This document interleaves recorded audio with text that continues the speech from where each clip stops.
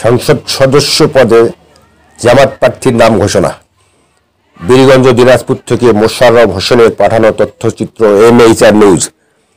দিনাজপুর 1 আসনে বাংলাদেশ জামাত ইসলামী MP প্রার্থী হিসাবে মোহাম্মদ মতিউর রহমানের নাম ঘোষণা করেছে।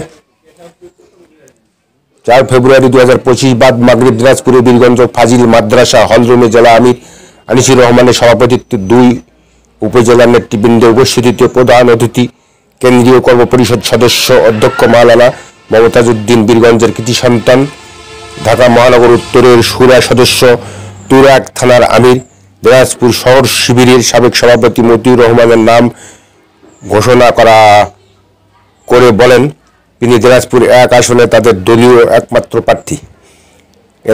এখানকার দলীয় নির্বাচিত প্রার্থী প্রভাষক কলাবক্স সড়ক দুর্ঘটনায় মৃত্যুজনিত কারণে নতুন প্রার্থীর নাম ঘোষণা করা হলো।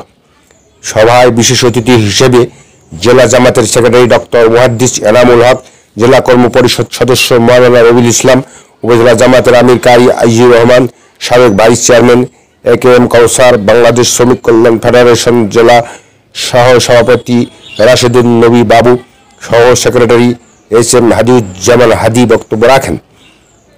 দল মনোনীত প্রার্থী মতিউর রহমান তার বক্তব্যে বীরগঞ্জ কাহারুল প্রেস ক্লাবের সাংবাদিক নেতৃবৃন্দের সাথে সৌজন্য সাক্ষাৎকারে মরহুম সাবেক MP আব্দুল্লাহিল কাফি, সাবেক সফল মেয়র মরহুম মাওলানা হানিফ ও ঘোষিত প্রার্থী মরহুম মাওলানা খোদার বক্সকে স্মরণ করে বলেন, তৃণমূল পর্যায়ের মানুষ জামাতের নেতৃত্ব দেখতে চায়,